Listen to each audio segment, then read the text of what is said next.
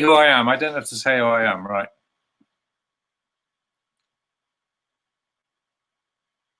Hello, I'm Stephen Venables, and I'm here to thank Chris and Henry and the rest of both those teams for a fantastic evening. Thank you very much. Who I am. I don't have to say who I am, right? Hello, I'm Stephen Venables, and I'm here to thank Chris. Hello, I'm Stephen Venables, and I'm here to thank Chris and Henry and the rest of both those teams for a fantastic evening. Thank you very much. Who I am. I don't say who I am, right? Hello, I'm Stephen Venables, and I'm here to thank Chris. Hello, I'm Stephen Venables, and I'm here to thank Chris and Henry and the rest of both those teams for a fantastic evening. Thank you very much. Who's that? Who I am. I don't say who I am, right? Hello, I'm Stephen Venables, and I'm here to thank I'm Stephen Venables. I don't know. Hello. Good evening. I'm Stephen Venables. I'm here to thank Chris and Henry and the rest of both teams for a fantastic evening. I must admit, I found that very nostalgic. In 1970, I was still at school and I wasn't a great follower of the news.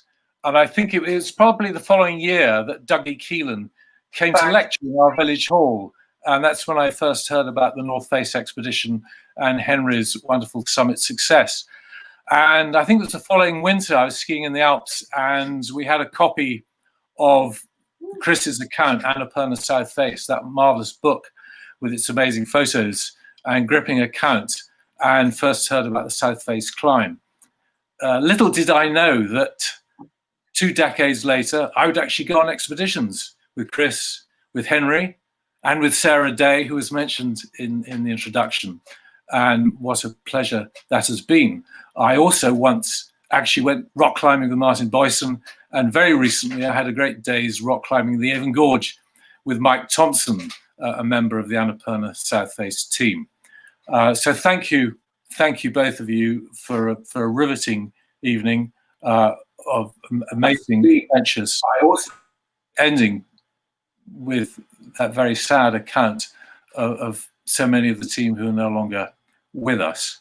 Now, those of you watching this, there's a chance to answer some questions. In case you're unaware, you can type your questions onto the website, and then I will try and feed those questions to our speakers.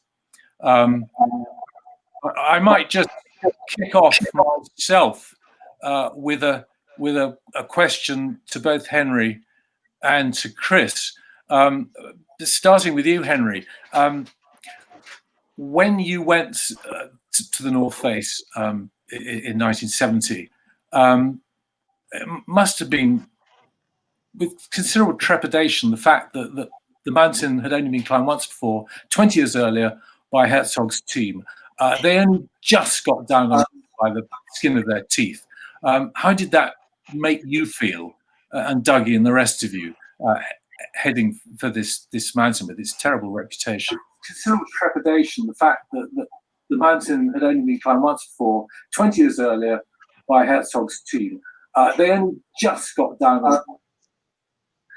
How did that make you feel, and Dougie and the rest of you, heading for this mountain with its terrible reputation? Considerable trepidation, the fact that the mountain had only been climbed once before, 20 years earlier. I can't be there because I don't want to be seen.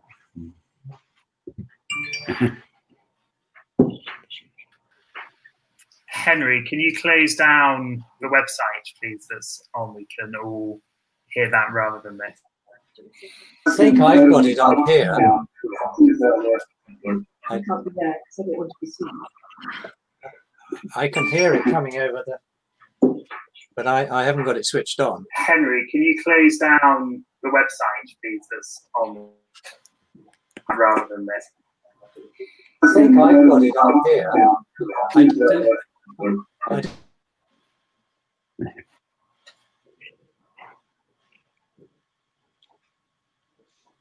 Oh dear.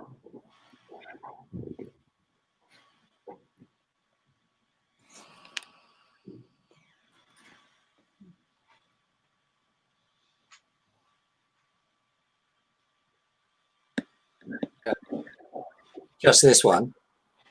I've only got I've only got StreamYard on.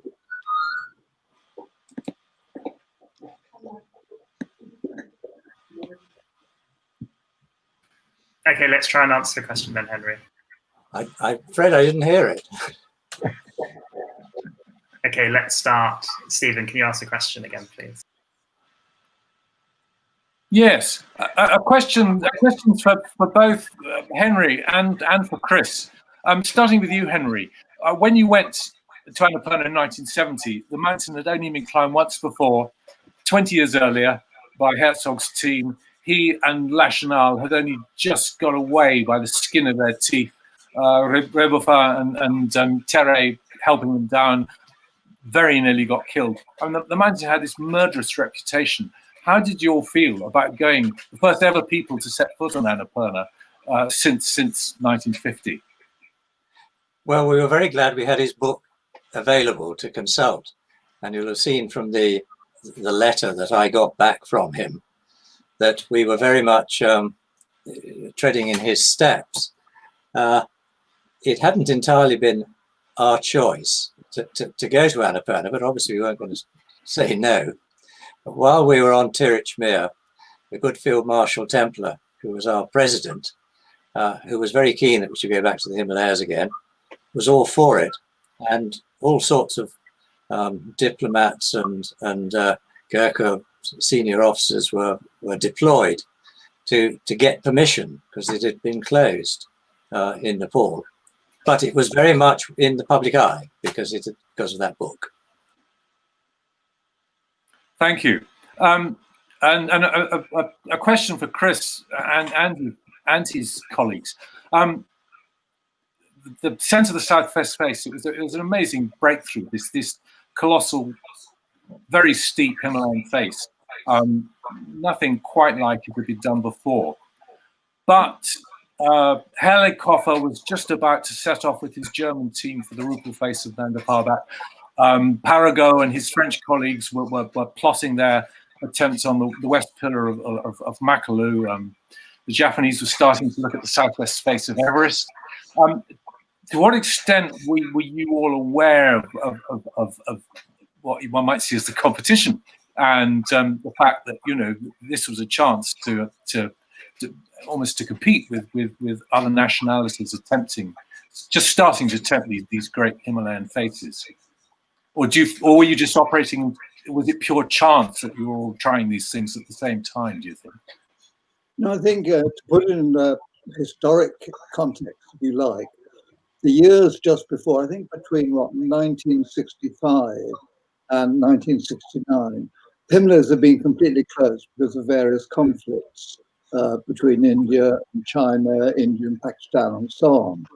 And so that it was almost as if the floodgates were open when, at last, the conflicts ended and Nepal was opened once again.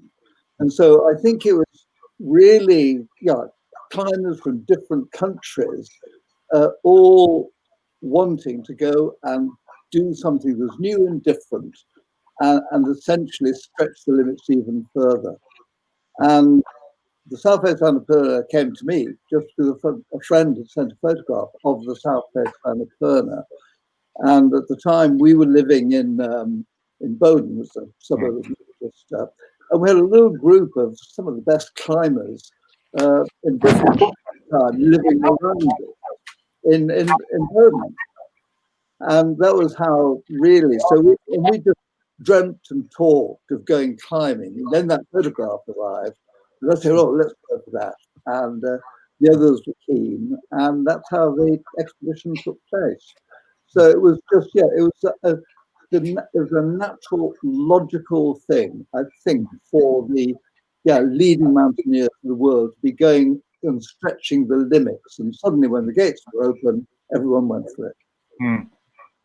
Well, it's a very moving story. I don't know whether my thanks came across or not, but as I said, I found it amazingly nostalgic. And I was still at school, and it was shortly as I was leaving school, I first heard the story for the first time, and very moving too. Now, some questions have come in. Someone called Samuel says, "Thank you presentations. How do you think the popularity of Himalayan expeditions today can serve as an eye-opener to global change and the urgent issues faced not just in the third pole, but also around the whole world? Would anyone like to take that on? Not an easy one. I think I defer to my senior. No, I think I think there's two interesting facets of this. I think, firstly, of course, the whole lunacy, dreadfulness of coronavirus, etc., which to me, I think is kind of nature's wake-up call in some kind of strange way. And yet it is something that will disappear. And the real challenge the world has, and what we really must start doing something about, is the effect of global warming. And unless we get together and reduce global warming in, say, 50, 60, 70 years' time, the world is going to be in a very difficult place. And a few years after that, if we don't do something about it, I think the world will be almost uninhabitable. And so that is the real serious problem. And therefore, maybe, do we stop going to the Himalayas? Do we stop doing all these things? I hope not, but I think we still should. We should be more aware of that and be more focused on it. But the only chance of doing anything about global warming is if the major countries of the world would take it seriously. And I think with Trump in America, India, China's doing a little bit, Brazil, none of these countries are doing anything much about it. And unless the whole world gets together to do something about it, I think that, we are in for a serious kind of time. But in the meantime, well, at least our flying is being limited because we can't get there. Yes, well, I myself, I've rather enjoyed actually being at home and climbing on my local rocks. But thank you, Chris. Just a few more questions and comments. Brian Parrott says, Henry and Doug, for instance, in 2003, Patemba escorted a group of us 33 years later on a somewhat easier trek from Lukla to Everest Base Camp. It was great to see Patemba mentioned. I hadn't realized he'd been a member of the Annapurna team. Rosalinda Ruiz Scafuto says she visited Annapurna Base Camp in 1984 with the Japanese group and said how much she loved the trekking experience up the sanctuary, which, of course, Chris and Martin and Mike, you were one of the first teams ever to go into the sanctuary. And Krishna Gurung from Gundruk says, it would be great if you could describe about my village, Gundruk and Chomrong, from where you passed through to the South Annapurna Base Camp, which is known as Annapurna Sanctuary 2. I wonder how many days trek your team did from Pokhara to the base camp to summit the south face of Annapurna. So perhaps Martin or Chris, you could answer that to Krishna. Well, I think I could bring Martin in there. Well, it was. I remember particularly going to the Gundruk because it was like the Gurkha center. It was the sort of the model village, if you like. There was this magnificent stone staircase going up for miles and miles up to the village, and we arrived there. Everyone was delighted to see us, and they invited us into their houses, and we were given the local beer and chang, and it was really a marvelous celebration. So I remember it with great happiness. The village. Oh. Thank you, Martin, and I hope Krishna, you're actually listening and heard that. Someone who was in your village 50 years ago. Hey, Martin, perhaps I can ask you a question. You were one of the leading rock climbers and alpinists, as Chris has pointed out. I think it was your first trip to the Himalaya. I mean, nowadays, the Mount Everest Foundation vets people and says, "Oh, what have they been high before? Are they fit to go on an 8,000-meter peak?" Here you are going straight onto this huge unclimbed face on an 8,000-meter peak and doing that incredible ice climbing on the ice ridge. I mean, what did it feel like just to be? Did it feel in at the deep end, or did you just take it all in stride? Well, I suppose we did take everything on, in our stride. But I mean, it was the whole expedition was a marvel to me, really. The Himalayas for the first time, something I dreamt about ever since I sort of first touched rock, and to be here and this magnificent mountain challenge, it was I couldn't believe my luck, really. I'm just seeing if we've got any more questions coming in here. All the audience out there, we perhaps we need a bit more participation before we wind up. I just like to bring in Mike Thompson, if I might, who I remember reading Annapurna South Face and this gripping account. There's appendices, as you get in expedition books, including one by Mike Thompson, the food organizer, who elevated the food appendix to an art form. But Mike, as a former colleague and climbing companion of Chris, how was it for you watching your friend take on what had begun as a small group of friends saying, let's go on a holiday together, suddenly managing this sort of vast, increasingly complex enterprise? The food, well, yes. Food on expeditions, people complain about it, of course. The best thing I ever heard was somebody said the most important thing about food on an expedition is that there be some.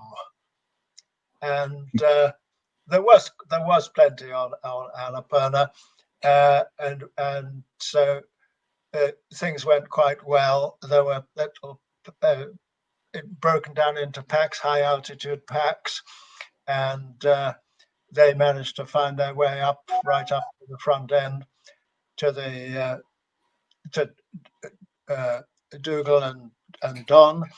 They actually climbed the last few thousand meters of Annapurna on ready break with brown sugar mixed in with it, and so that seemed to work quite well. The only other memory I have is that, of course, when you're in these boxes at high altitude, you can hear the people in the next door box quite clearly, and yet you think you're by yourself in an insulated house.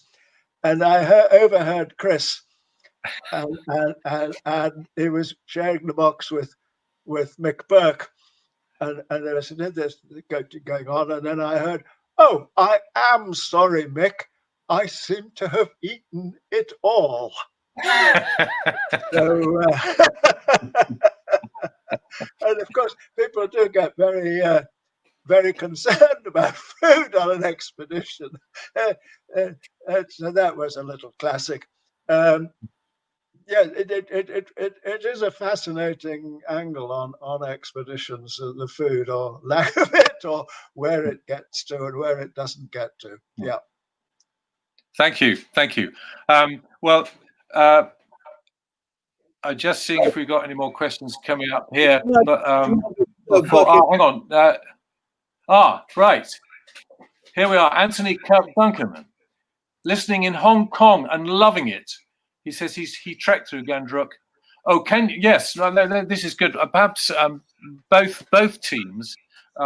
It's something that often sort of gets overlooked. But he says, can you highlight the importance of your Sherpas? Well, I think you certainly could, but perhaps both teams, and perhaps Dougie and Henry. And you've already introduced them to some extent, but to what extent they were vital to your success? How about Dougie answering this one? Well, my experience, my first Himalayan expedition, was that the Sherpa bonding was quite outstanding. I had a personal relationship with Patembra at the start of the Annapurna expedition. We climbed and scrambled a route up from the base camp to the top. he was learning English, learning to read, and in the daylight that we had after we settled in, he asked me lots of questions. I'm not sure whether I was all that a good teacher, but it was a memory for me and a privilege. I've always, in my various expeditions, enjoyed the Sherpa company, the Sherpa culture, and the Sherpa spirit, especially. They are a magnificent people and have served the mountaineering community so well. I love them all. Thank you. Thank you, Dougie. Chris or Martin, I mean, Chris, you actually mentioned that in those days, 50 years ago, you didn't have any climbers in Nepal who you felt were experienced enough to actually go up on the face. Hence, your British American team having to work so incredibly hard, particularly with Martin and Nick, absolutely sort of stretched the limit, just giving it everything. That's obviously changed a lot since then. Well, I think, yes. I mean, in those days, the Sherpas were mainly, except for extraordinary people like Tenzing Norgay, but most of the Sherpa were just porters carrying loads. And of course, now the Sherpas have become, in fact, mountain guides. And of course, the Sherpas are running Everest and running all the ascents up the fixed ropes of Everest. So it's a completely different scene now to what it was then. Just a few more messages. Nicola, many thanks for a fascinating evening. With current restrictions on travel, I'm just so grateful that I got to see the Annapurna Ranges on a visit to Nepal last year. Austin asks, how does the clothing and equipment, well, I mean, you had state-of-the-art gear in 1970, but he asks, how does the clothing and equipment compare to the standard of clothing and equipment used today? Anyone like to tackle that? Well, I dragged out the other day. I used my Annapurna ice axe to do a spot of gardening. I used my ice axe for gardening too. It was it was a wonderful example of sort of the ancient ice axe, totally unsuited really for the purpose of climbing ice, except for chopping lumps in it. And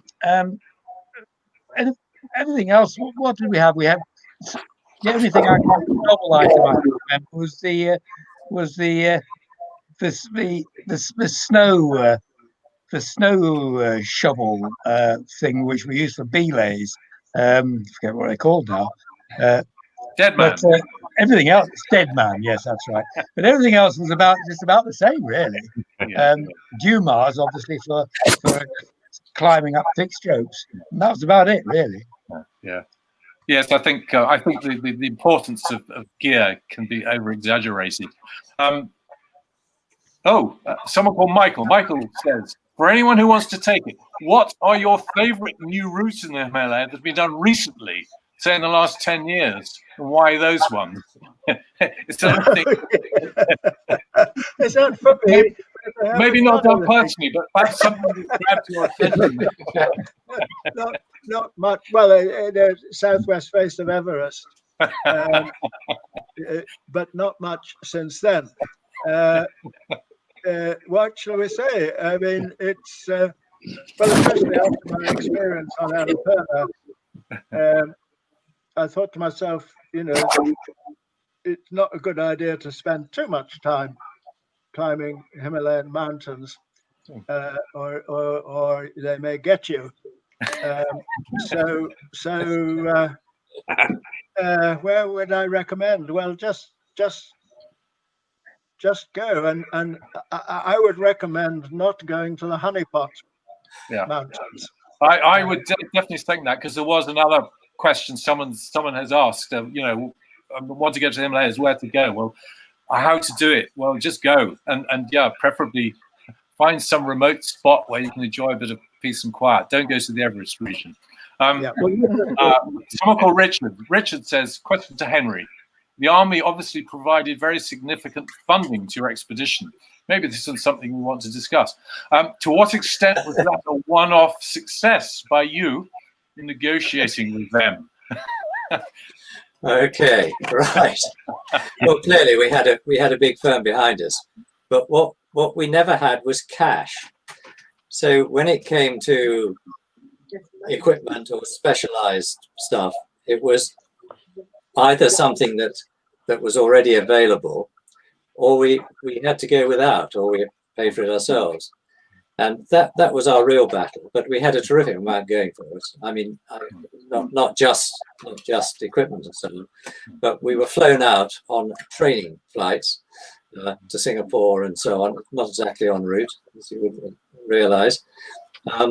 And in particular, and Chris almost alluded to it, that when that rather strange Beverly aircraft was unloaded, there was a ton and a half of his equipment on that as well, which we were very pleased to help with. Otherwise, goodness knows, we're there now. I don't know, but we had a lot of moral support behind us, and Field Marshal Templer, who I mentioned, who everyone was greatly afraid of.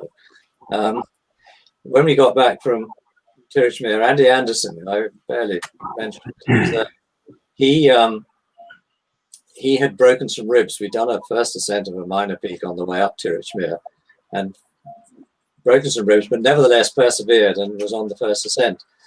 So when he next met up with the Field Marshal, when we were lined up to go off to Annapurna, I always remember he's quite short and Andy's quite tall. And he poked him on the chest and said, Anderson, how are you? Yeah. And then he was introduced as Corporal Anderson again. And he turned to the mere Major General on one side, who was our chairman, and said, still a corporal, Anderson, still a corporal. By the time we got out to Nepal, to Kathmandu, he was sergeant. Excellent. Well, on the subject of things military and military people, Kelvin Kent in America. Kelvin, we haven't heard of you, but you have joined us tonight, and I remember reading nearly 50 years ago Chris's account of being sort of whirled round Kathmandu to a bewildering array of government offices to sign all the various documents and get you all started on the approach march. So, Kelvin, perhaps could you just slightly fill in the amazing sort of organizational feat of getting this whole show off on the roads to Annapurna from Kathmandu? Yeah, sure. Greetings, everyone from Colorado, San Juan Mountains. A few stats I just put together. Won't take very long. First of all, I want to address the guy Krishna on Gundruk. The participation by the British Gurkhas was phenomenal on this expedition, and I know, Henry, you had your participation as well. But from Gundruk, we had a guy. If the person who lived in Gundruk is old enough, he would know Cheese Bahadur Gurung, who ended up in being the head man of Gundruk. And we had a retired RSM from my Gurkha regiment. I'd flown in from Hong Kong, Kagbir Pun, who Don Willens used to call Kegbir. But his number two was Cheese Bahadur Gurung from Gundruk. And between them, they handled over 700 portaloads between Pokhara and base camp, a total of more than 14 tons throughout the expedition. And Mike Thompson, greetings, Mike, will be aware that we actually had the equivalent of 3,800 38-pound loads at 5 tons of food carried up the mountain from base camp during it. Total fixed rope used on the South Faced expedition was 17,000 feet, and the footage climbed, which was later calculated, was 1,171,500 feet.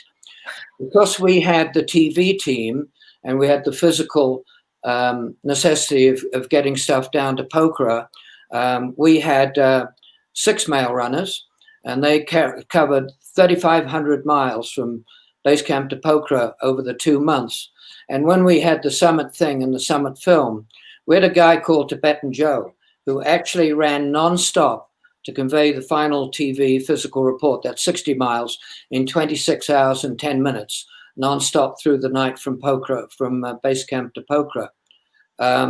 As Chris has said, the Camp 3, I did one carry to Camp 4, but my main job obviously was sustaining the expedition.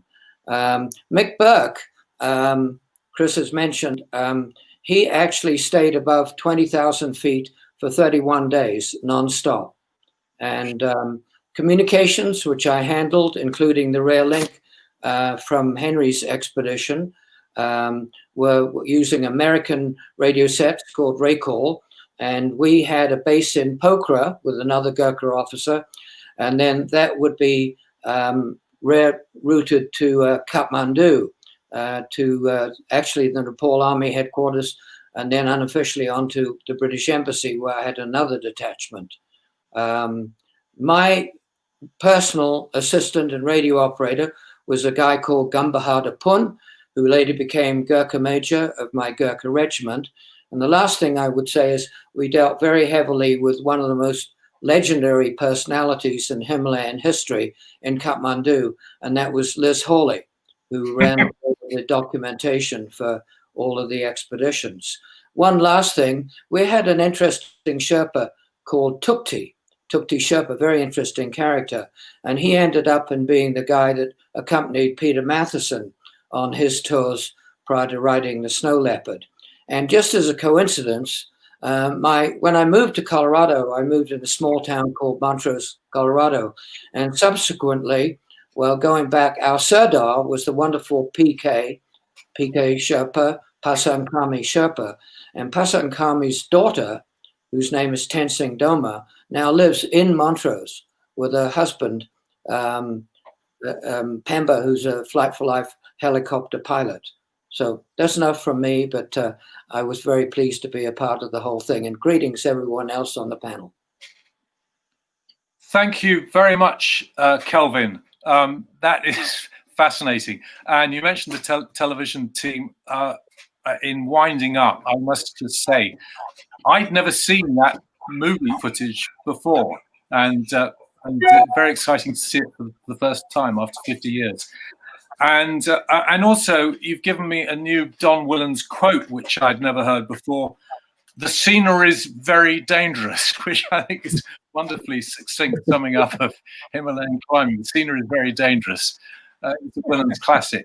I found this immensely nostalgic. As I said, I was still at school when this was going on, and it was only a little bit later that I actually started climbing myself. But I did eventually go on expeditions with both Henry and Chris. And as I said, I once even went rock climbing with Martin Boyce and with Mike Thompson. It's been delightful to meet Kelvin Kent for the first time tonight, to see Dougie for the first time for about 30 years. Thank you all very much for an enthralling evening to help promote the organization which sponsored certainly both these expeditions 50 years ago, the Mount Everest Foundation. Thank you very much. Yeah.